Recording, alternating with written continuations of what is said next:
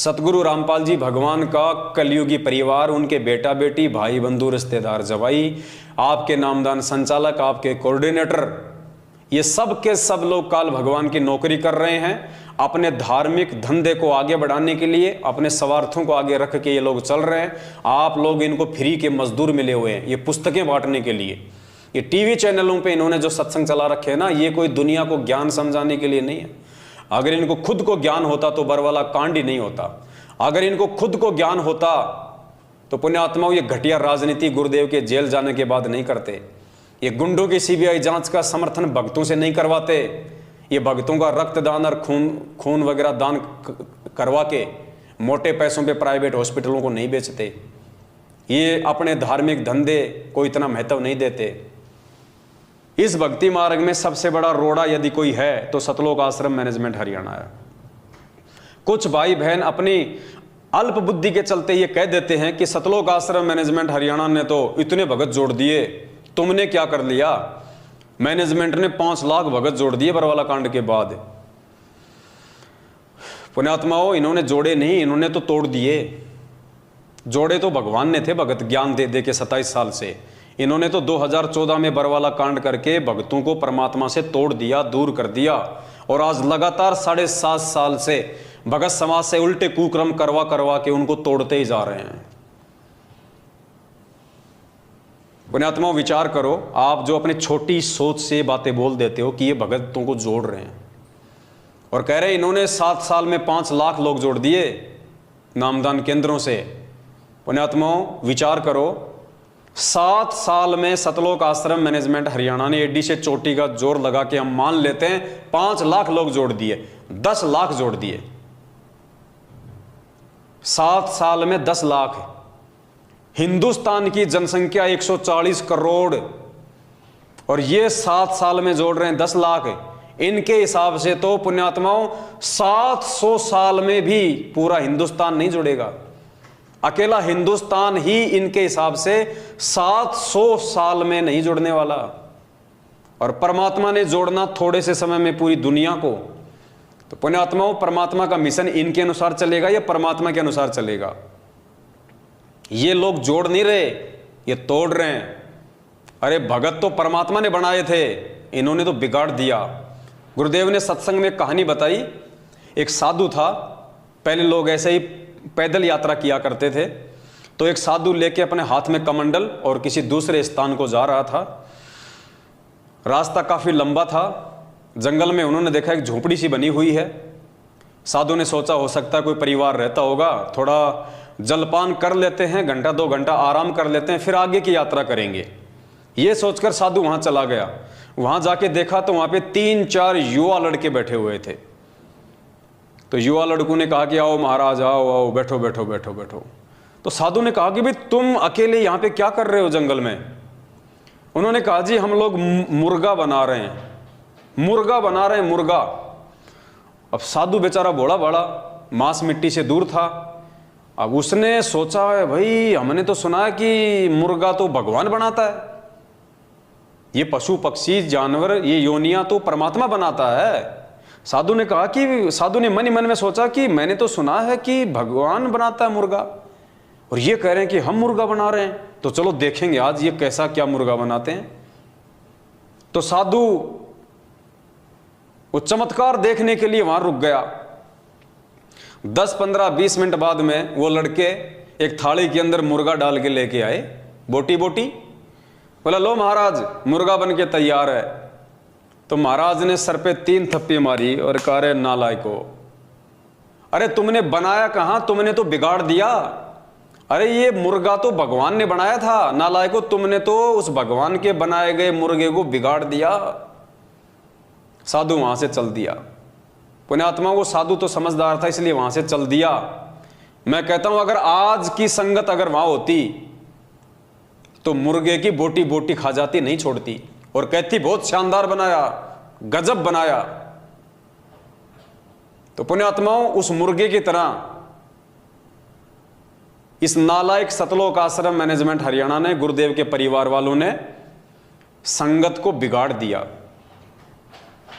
बनाया तो भगवान ने था। अरे भगत तो भगवान ने बनाए थे 2014 से पहले, 27 साल की मेहनत से, ज्ञान दे दे के, मर्यादा में रख रख के, 5 यज्ञ आश्रम में बुला के, करवा के। भगत तो भगवान ने बनाए थे। नालायकों, तुमने तो उस मुर्गे की तरह भगतों को बिगाड़ दिया आज ये राजनीति करवा के, आरक्षणों में बैठा के। इन भक्तों का ज्योति पाठ और दान का पैसा हरियाणा के जाट आरक्षण में लुटा के, आनंदपाल सिंह जैसे गैंगस्टर की सीबीआई जांच में लगा के। नालायकों, तुमने तो भगवान के बनाए गए भक्तों को बिगाड़ दिया उस मुर्गे की तरह। तो मेरा सभी समझदार भाई बहनों से मेरी विनती है, मेरी प्रार्थना है, सबसे पहली बात तो इन फर्जी नामदान केंद्रों पे ना जाइए। आप लोग साध संगति से जुड़ जाइए और देखिए उसके बाद आपको कितना आनंद आता है परमात्मा की भक्ति में। और फिर भी यदि आप इन नामदान केंद्रों पे जाना नहीं छोड़ते हैं तो उत्तराखंड की जो घटना है उससे आप लोग सबक लीजिए। और आप लोग यदि नामदान केंद्रों पे जाते हैं, आपकी बहन बेटियां जाती हैं, तो आप उनके साथ में जाइए, अकेले ना भेजिए, वरना ये मसाज कर डालेंगे। ये राक्षस लोग बैठे हैं, बाद में ना आप घर के रहोगे ना घाट के, आपकी इज्जत को सरेआम नंगा कर दिया जाएगा। और मेरे पास यदि वो वीडियो आ गया तो बची खुची जो इज्जत है फिर वो दास उगाड़ देगा, क्योंकि दास की तो ड्यूटी यही है। जो मंदबुद्धि प्राणी इतना समझाने के बाद भी, इतना बताने के बाद भी, भगवान के द्वारा इतना ज्ञान दिए जाने के बाद भी जो नीर खीर का निबेरा नहीं कर सकता, उनकी इज्जत रखने का कोई मतलब नहीं है। और एक व्यक्ति की इज्जत यदि बाजार में नीलाम हो रही है और उस नीलाम होती हुई इज्जत को देख के अगर हजारों भगत भाई बहन समझ रहे हैं, जान रहे हैं, तो पुण्यात्माओं, परमात्मा कहते हैं एक सेव को, जो गंदा सेव होता ना, उसको टोकरी से उठा के बाहर फेंकने में कोई शर्म नहीं है।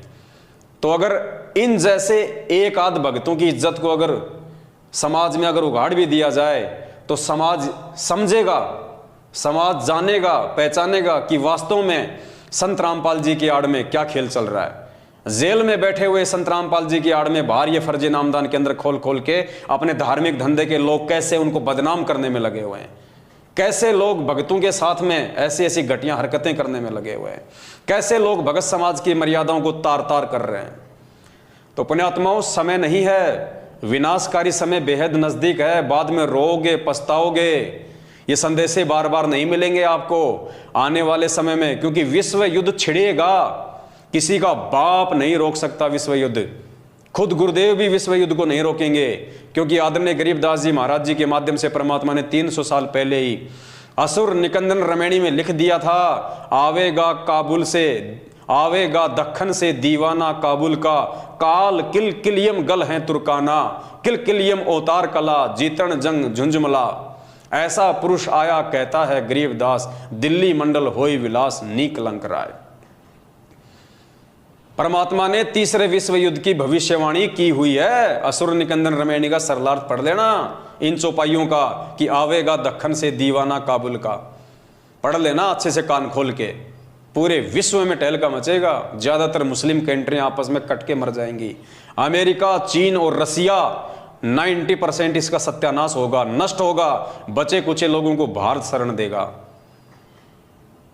और ये सतगुरु रामपाल जी भगवान उस समय आएगा जब पूरी दुनिया में तहस नहस मच जाएगा, तहस नहस मच जाएगा। पूरे हिंदुस्तान में आर्मी शासन लागू होगा, मिलिट्री शासन लागू हो जाएगा, इमरजेंसी लग जाएगी जो सन 1984 में पंजाब में लगी थी। भयंकर स्थिति होगी, दाने दाने को लोग तरस जाएंगे, दाने दाने को। गंदी नाली में अगर कोई टुकड़ा पड़ा होगा रोटी का, अपनी जान बचाएंगे, कुत्ते की तरह उठा के खाएंगे। परमात्मा ने 1720 में जब गरीबदास जी महाराज जी आए थे, उस समय वहां पे दुर्भिक्ष पड़ा था, अकाल। और गरीबदास जी महाराज जी ने अपनी वाणी में कहा कि उस समय दिल्ली के राजाओं के क्या हाल हो गए थे। 1720 की बात है, ज्यादा लंबा इतिहास नहीं है। परमात्मा कहते हैं, शहजादे मांगत फिरें वो दिल्ली के उमराव। वो शहजादे, राजाओं के लड़के जिनको शहजादा कहा जाता है, दिल्ली के बादशाहों की औलाद, कहते हैं शहजादे मांगत फिरे वो दिल्ली के उमराव। एक एक रोटी मांगते फिरते थे वो राजाओं के लड़के, राजकुमार, शहजादे। तो गरीबदास जी ने अपनी वाणी में लिखा है, शहजादे मांगत फिरे दिल्ली के उमराव, और जिन रोटी पाई नहीं जो खाते थे नान पुलाव। जो कभी नान पुलाव खाते थे ना, जो पनीर की सब्जियां खाते थे, परमात्मा कहते हैं उस 1720 के अकाल में अनाज की इतनी शॉर्टेज आ गई, वो दिल्ली के बादशाह भी रोटी का टुकड़ा टुकड़ा मांगते थे। और उसके बाद में सन 1877 में भारत देश में जो अकाल पड़ा, अंग्रेजों ने सारा का सारा अनाज अपने देश में ले लिया, भारत में भयंकर अकाल पड़ा। 1877 में जो कंकाल देखते हैं ना, हम हॉस्पिटल में डॉक्टर लोग रखते हैं नमूने के तौर पे कंकाल, वो स्थिति हो गई थी हमारे देश की। 34-35 करोड़ की जनसंख्या थी टोटल 1877 में, जिसमें से 5 करोड़ लोग भूखमरी के शिकार हुए थे, अकाल मौत मरे थे 5 करोड़ लोग, पेड़ की छाल तक खा गए थे उखाड़ के। और एक परिवार का मुखिया पूरी रात अपने परिवार का पहरा दिया करता था कि कहीं मेरे परिवार वाले मेंबर को उठा के कोई खा ना जाए। आदमी को आदमी खा रहा था, रातों को जाग के पहरा दिया करते थे लोग, कहीं मेरे बाल बच्चों को उठा के कोई खा ना जाए उनको कच्चा। पुण्यात्मा, वो समय आएगा तभी ये दुनिया संत रामपाल जी को परमात्मा मानेगी, वरना ऐसे जेल में बैठे हुए और देशद्रोह का मुकदमा लगे हुए संत रामपाल जी को कोई परमात्मा नहीं मानेगा। ये परमात्मा दुनिया को बंदर दिखाएगा। लेकिन सबसे विचारणीय विषय ये होगा कि उस समय उन मंदबुद्धि और बेबुद्धि भक्तों का क्या होगा जो आज साध संगति से ना जुड़ के अपनी मर्यादा तोड़ के परमात्मा से दूर होते जा रहे हैं। आप लोगों का क्या होगा उस समय। पुण्यात्माओं, ये बातें तुम्हें मजाक लग रही होंगी, ये मजाक नहीं है। 27 साल से भगवान चिल्ला चिल्ला के जेल में जाके बैठ गया, किसी ने नहीं सुनी। दुनिया के तो छोड़ो, आज खुद 90% उनके भगत उनकी बातों को भी यकीन नहीं कर रहे। आज उनके भगत उनको परमात्मा नहीं मान रहे, उनकी शिक्षाओं पे नहीं चल रहे। 27 साल से भगवान ने जो निर्मल ज्ञान दिया उसके विपरीत चल के अपने गुरु जी की धज्जियां उड़ा रहे हैं, उनके आदेशों की धज्जियां उड़ा रहे हैं। पिछले 7.5 साल से हम सत्सेवक भाई बहन चिल्ला चिल्ला के समझा रहे हैं कि मान जाओ मान जाओ। इस धरती पे यदि काल उतरा हुआ है तो सतलोक आश्रम मैनेजमेंट हरियाणा के रूप में उतरा हुआ है। और काल को दुनिया की चिंता नहीं है, काल को सबसे ज्यादा चिंता आप भक्तों की है कि कैसे इन भक्तों को जाल में फंसाया जाए। क्योंकि काल की हद से केवल हम भगत बाहर निकल रहे हैं। यदि काल के हद से बाहर निकलने का कोई प्रयास कर रहा है 21 ब्रह्मांड से, तो हम भगत कर रहे हैं, तो वो सबसे पहले हम भक्तों को काबू में करेगा। और उसका काबू करने का एक ही तरीका है, मर्यादा तोड़वाना। क्योंकि गुरु जी का वचन है, गरीबदास जी महाराज जी ने अपनी वाणी में लिखा है कि मुझे परमात्मा ने दुखी होते हुए कहा था कि गरीबदास, मैं समर्थ हूं, मैं परमात्मा हूं, अनंत कोटि ब्रह्मांड का स्वामी हूं, लेकिन भाई मैं क्या करूं, मेरी आंखों के सामने मेरे बच्चे मरते, मुझे बड़ा दुख होता है, मैं क्या करूं। तो गरीबदास जी महाराज जी ने परमात्मा की उस वाणी को अपने शब्दों में लिखा। परमात्मा कह रहे हैं कि अनंत कोटि बाजी जहां और हम रचे सकल ब्रह्मांड, और गरीबदास मैं क्या करूं, यो काल करे जीव खंड। कि गरीबदास उस समय मैं भी मजबूर हो जाता हूं, मैं समर्थ परमात्मा भी असमर्थ हो जाता हूं, जब ये काल मेरी आत्माओं को मर्यादा तोड़वा कर मुझसे दूर कर देता है। और मेरा और इस काल का एक एग्रीमेंट हो रखा है कि जब तक हंसा हमरी आना, काल लगे ना तेरा बाणा। जब तक मेरा भगत मेरी मर्यादा में रहेगा, काल तेरा कोई भी अटक, तेरा कोई भी दाव उस पर नहीं लग सकता। लेकिन जिस दिन मेरे भगत की मर्यादा टूटी, उसी दिन से वो मुझसे ऑटोमेटिक दूर हो जाएगा, फिर उसके ऊपर तेरा पैरा होगा। तो पुण्यात्माओं, आज वो काल भगवान जिसने खुद परमात्मा को वचन दिया था कि परमात्मा तीनों युगों में जीव थोड़े ले जाना, और जब वो कलयुग आवे तो जितने मर्जी जीव ले जाना। तो पुण्यात्माओं, आज ये कलयुग है, बिचली पीढ़ी। काल ने खुद वचन दे रखा भगवान को, तो काल चादर ओढ़ के नहीं सो रहा। 1000 कला का स्वामी है, 1000 मुंह खोल के बैठा है संगत को खाने के लिए, और आए दिन संत रामपाल जी की संगत को अपना निवाला बना रहा है। सबसे ज्यादा संगत अगर आज किसी संत की मर रही है तो ये सोचने का विषय, ये शर्म की बात है कि संत रामपाल जी भगवान की मर रही है, जबकि मरनी चाहिए थी नकलियों की, लेकिन मर रही है उस असली संत की। क्यों? मर्यादा टूटने के चलते। मर्यादा कौन तोड़वा रहा है? संत रामपाल जी भगवान का कलयुगी परिवार, उनके बेटा बेटी भाई बंधु रिश्तेदार, ये कोऑर्डिनेटर, ये नामदान संचालक, ये पीले पर्चे निकाल निकाल के, फर्जी लेटर निकाल निकाल के, नकली ऑडियो निकलवा के। भाई ये कलयुग है, मशीनरी युग। जब एक नरेंद्र मोदी की सैकड़ों लोग हूबहू आवाज निकाल सकते हैं, धर्मेंद्र की हूबहू आवाज निकाल सकते हैं, अमिताभ बच्चन की हूबहू आवाज निकाल सकते हैं। एक व्यक्ति, एक मिमिक्री आर्टिस्ट सैकड़ों लोगों की आवाज निकाल देता है, और उनसे भी बेहतर जानवरों तक की आवाज निकाल देता है, वो ट्रेन तक की आवाज निकाल देता है। पुण्यात्माओं, ये काल भगवान का भयंकर जाल है, ये बच्चा नहीं है। बच्चे आप और हम हैं जो समझ नहीं पा रहे, और साध संगति से ना जुड़ के सतलोक आश्रम मैनेजमेंट हरियाणा की अंधे होके गुलामी करने के चलते आए दिन मर्यादा तोड़ के परमात्मा से दिन ब दिन दूर होते जा रहे हैं।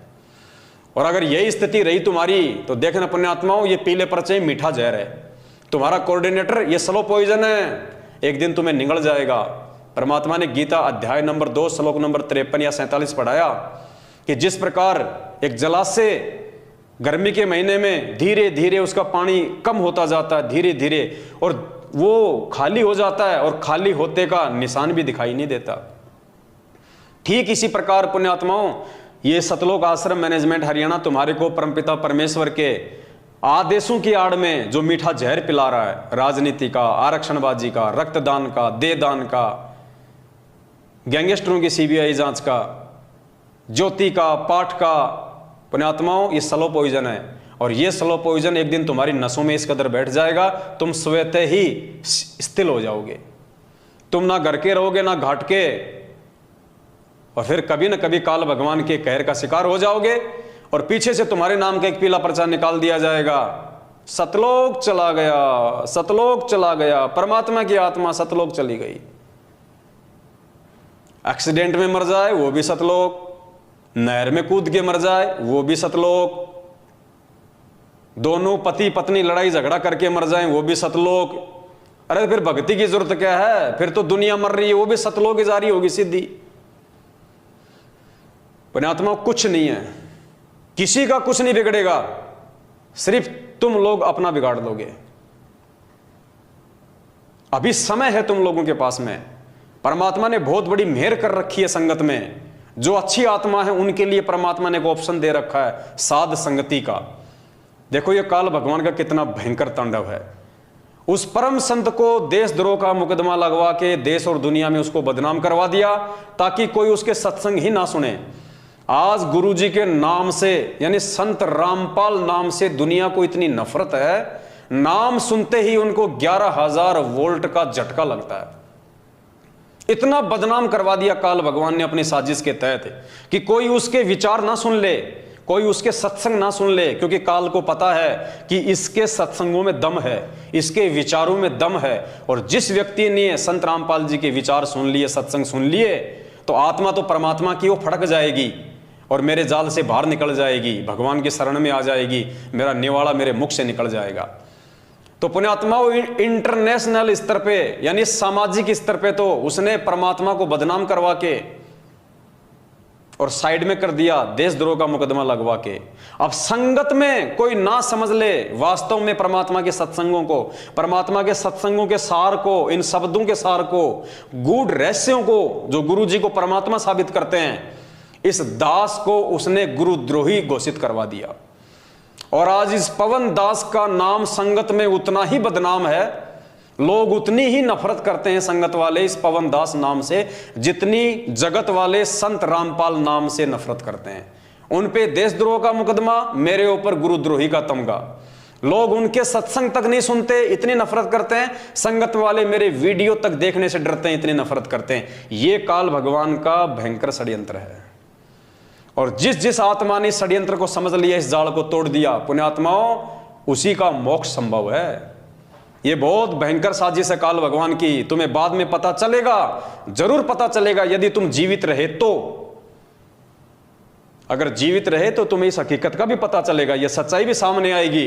लेकिन उस समय फायदा कुछ नहीं होगा, उस समय 0/0 फायदा। फायदा आज है अगर समझ जाओ तो, बाद में तो सिवाय पश्चाताप के आंसू बहाने के कुछ भी शेष नहीं रहेगा। इसलिए दास की विनती है, मैं तुम्हारा दुश्मन नहीं हूं भाई, मैं तुम्हारा भाई हूं। मैंने कभी भी तुम्हारा बुरा नहीं सोचा है, ना सोचूंगा, ना सोच सकता, क्योंकि ये परमात्मा की मर्यादाओं में है। एक शत्रु एक मित्र है, भूल पड़ी रे प्राण, यम की नगरी जाएगा शब्द हमारा मान। तो मैं परमात्मा को दुखी नहीं करना चाहता, मैं आप लोगों की दुर्भावनाओं का शिकार नहीं होना चाहता। जबरदस्ती यदि आप मुझे अपनी दुर्भावनाओं का शिकार बनाओ तो इसमें मेरा कोई दोष नहीं है, ना मुझे कोई हानि हो सकती है।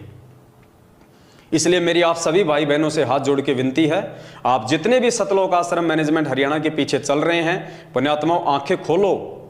और परमात्मा कहते हैं, कहे कबीर सोए जन मेरा, जो नीर खीर का करे निबेरा। गुरुदेव कहते हैं, मेरा असली भगत वो है जो सही और गलत दोनों में से सही की पहचान कर लेगा।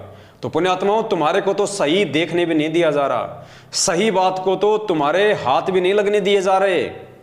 तुम मैनेजमेंट की भी सुनो, इस पवन दास की वीडियो भी देखो और फिर निर्णय करो। वो होता है जज, वो होता है असली भगत। जब तुम्हारे सामने दूसरे पक्ष को रखने नहीं दिया जा रहा, तुम्हारे सामने दूसरे पक्ष को लाने नहीं दिया जा रहा, उससे पहले तुम्हें डरा दिया जाता है कि तुम्हारा नाम खंड हो जाएगा, तुम्हारा नाम खंड हो जाएगा, तो एक पक्ष को देख के तुम निर्णय क्या करोगे? अरे कोर्ट में जो जज बैठता है, जब तक उसके सामने दोनों पक्षों को नहीं रखा जाएगा, दोनों पक्ष के वकील अपनी अपनी दलीलें पेश नहीं करेंगे, तब तक वो जज क्या निर्णय करेगा कि क्या सही और क्या गलत है। तो पुण्यात्माओं, तुम्हारे सामने तो केवल एक पक्ष ही जो है वो खड़ा किया जा रहा है। पीले पर्चे, गुरु जी का आदेश, डर भय कि दूसरे पक्ष को देख लिया, साध संगत के वीडियो देख लिए, पवन दास के वीडियो देख लिए तो नाम खंड हो जाएगा, नाम खंड हो जाएगा, परमात्मा से दूर हो जाओगे। तुम्हें तो दूसरा पक्ष देखने से पहले ही डराया जा रहा है, तो तुम जज की भूमिका कहां से निभाओगे? परमात्मा के वचन क्या कह रहे हैं, तुम्हारे से क्या करवाया जा रहा है? और खुद ये परमात्मा अगर दुनिया भर के नकली संतों के ऑडियो वीडियो सत्संग हमें ना दिखाता, ये दुनिया भर के शास्त्र हमारे को ना दिखाता, तो हम भी तो पहले किसी न किसी गुरु की शरण में थे। हम कैसे वहां से छूट के आते अगर हमें दूसरा पक्ष ना दिखाया जाता सतगुरुदेव के द्वारा? तो पुण्यात्माओं, जब तक तुम ये पवन दास वाला पक्ष, ये साध संगति वाले वीडियो नहीं देखोगे, तुम जिंदगी में भगत नहीं बन सकते, तुम जिंदगी में सत्य और असत्य का निबेरा नहीं कर सकते। पुण्यात्माओं, ये महाभारत के बाद आपने जो भविष्यवाणी पढ़ी है ना कि महाभारत के बाद एक और महाभारत होगा, ये है वो असली महाभारत। सतगुरु रामपाल जी भगवान की संगत में ये है वो असली महाभारत, सतसेवक वर्सेस मैनेजमेंट। और इस महाभारत में जिस व्यक्ति ने भीष्म, कर्ण और द्रोणाचार्य की भूमिका निभाई, उसका बक्कल उतरेगा, बक्कल आए दिन उतर रहा है। और जिसने इसमें धर्म युद्ध में विदुर की भूमिका निभाई, परमात्मा उसकी रक्षा करेगा। तो ये निर्णय आप लोगों के ऊपर है। मैं तो 7 साल से भोंक ही रहा हूं, आगे भी भोंकता रहूंगा जब तक परमात्मा का आदेश होगा। और आप सभी भाई बहनों से हाथ जोड़ के पुनः निवेदन करता हूं, पुण्यात्माओं, छोटा भाई समझ के, अरे चलो ये सोच लो मेरे वीडियो देखने से तुम्हारा नाम खंड होता है, अरे तो नाम तो तुम फिर भी शुद्ध करवा लेना। वैसे भी तो महीने में एक बार तो तुम शुद्ध करवाते ही हो। ये तो है नहीं कि तुम मर्यादा में हो, मर्यादा तो सबकी टूटी हुई है। फिर भी तुम्हें लगता है कि तुम युधिष्ठिर हो, तुम धर्मपुत्र हो, तुमसे कोई मर्यादा नहीं टूटती है, तुम बिल्कुल अखंड हो।